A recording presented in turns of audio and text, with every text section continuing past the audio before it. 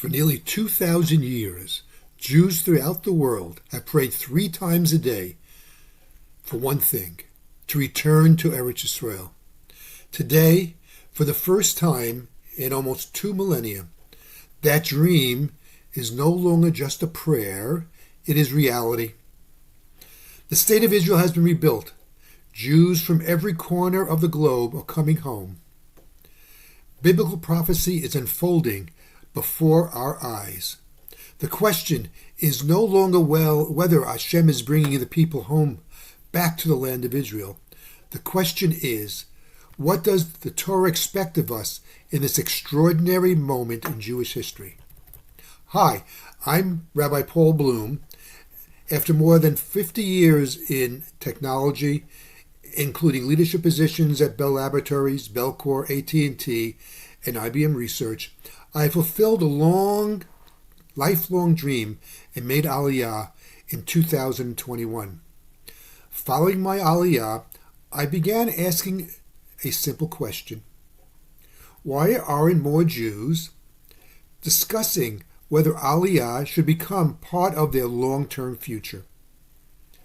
That question led me to write Coming Home, 101 Reasons to Make Aliyah, and to establish the Israel Inspiration Initiative, whose mission is simple: to inspire Jews everywhere to explore the timeless connection between the Jewish people, the Torah, and Eretz Yisrael. This podcast is the first in a 3-part series. In this episode, we'll explore the Torah foundations of Aliyah. In the next episode, I'll share 10 compelling reasons from my book, Coming Home. And in the final episode, we'll discuss the barriers that prevent many people from making Aliyah and practical strategies of overcoming them. Let me begin where every Jewish conversation should begin, with the Torah. If you had to identify the most repeated prophecy in Tanach, what would it be? Would it be Mashiach? Would it be the Beis HaMikdash? Would it be peace? The answer may actually be it's the return of the Jewish people to Eretz Yisrael.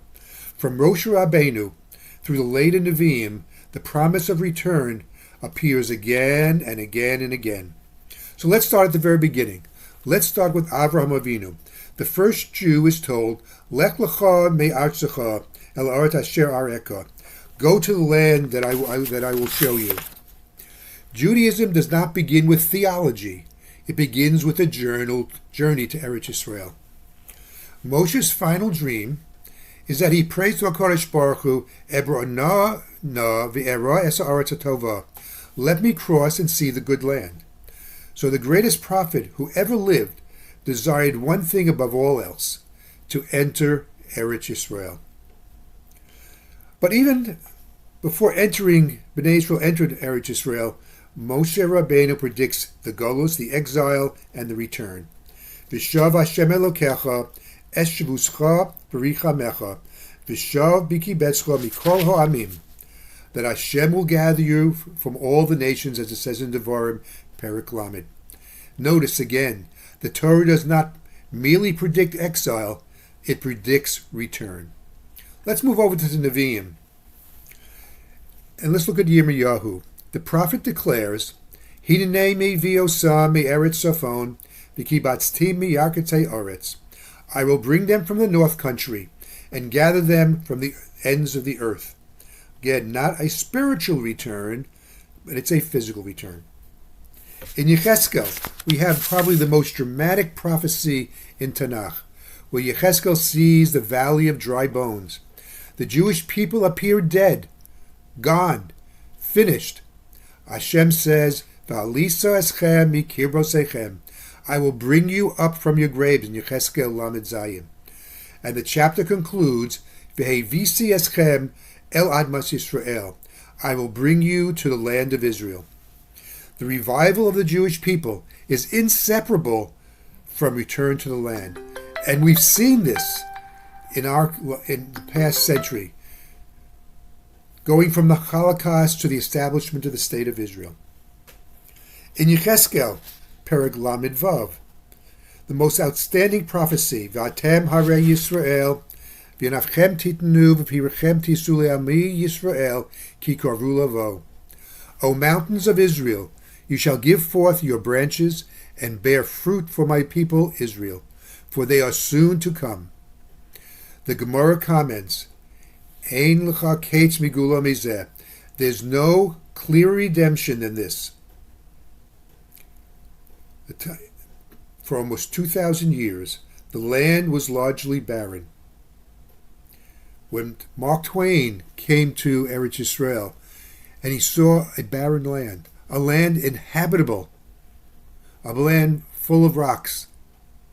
But once the Jewish people returned, the land blossomed. Look at Gaza. It was barren for hundreds, not thousands of years. After the Six-Day War, when we returned to Gaza, the land became green. Once we were forced out, the land once again became barren. Chazal see this as a key sign of the coming of Geula. In Yeshayahu describes, he will gather the dispersed of Judah from the four corners of the earth. For the first time in Jewish history, this is literally happening. Jews from America, from France, Great Britain, Russia, Ukraine, Ethiopia, Yemen, Argentina, South Africa, Australia are gathering into one homeland. Chazal recognize that Eretz Yisrael is very different than any other land. The Gemara teaches us in Kesuvos Daf Kof Yud Amid Bet, Kol Hador Eretz Yisrael Dome Kamesh Yesh Lo Elokai. Whoever lives in Eretz Yisrael is like one who has a God. The Kol Hador B'chutz La'aretz Dome Kamesh Ein Lo Elokai. One who lives outside of the land is compared to one who lacks that relationship. This is one of the strongest statements that Chazal makes regarding Eretz Yisrael. In the Sifri, we see a very interesting statement. The Sifri mentions in Re'eh, Yeshivat Eretz Yisrael Shekula Keneged Kol HaMitzvos BaTorah. Dwelling in Eretz Yisrael is equal to all the mitzvos in the Torah. Whether we understand this literally or conceptually, Chazal are telling us this is not a marginal mitzvah. This is central to Jewish life. Let's take a look at Aliyah in the Amidah. Most of us daven 3 times a day.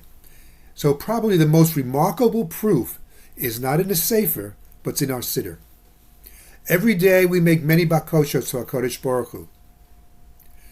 There are several bakoshos focusing in on the return to Eretz Yisrael. So every day, 3 times a day, we're asking Tikah b'shofar gadol l'cheresenu, v'ki batzu yachad miyabakan fa'os haaretz, the ingathering of the exiles. We ask for the rebuilding of Yerushalayim, the Harak Baris, the Yerushalayim Yircho Barachamim Toshuv. We're asking for the return of Malchus David, et Semech David of the Chorbe Rot Hatzmiach, and we're asking for the return of the Avoda in the Beis HaMikdash, the Yoshev Eso Avador Levi Veisecha. And even within some of the other brachas of the Shmon Esrei, there are specific requests for return to Eretz Yisrael. For thousands of years we prayed these words. The question for our generation is, what happens when HaKadosh Baruch Hu starts answering those prayers? Thousands of years, the Jewish people prayed for the return to Zion. Today, we have the privilege of witnessing the fulfillment of those prayers. The question for our generation is no longer whether Hashem is gathering his people back to Eretz Yisrael. The question is how each of us respond to this remarkable chapter in Jewish history. Thank you for joining me for this first episode of the Israeli Inspiration Podcast. If you enjoyed the discussion, I invite you to continue to episode 2, where we'll explore 10 compelling reasons from coming home, 101 reasons to make Aliyah. Until next time, may we all continue to deepen our connection to Torah, Am Yisrael, and Eretz Yisrael.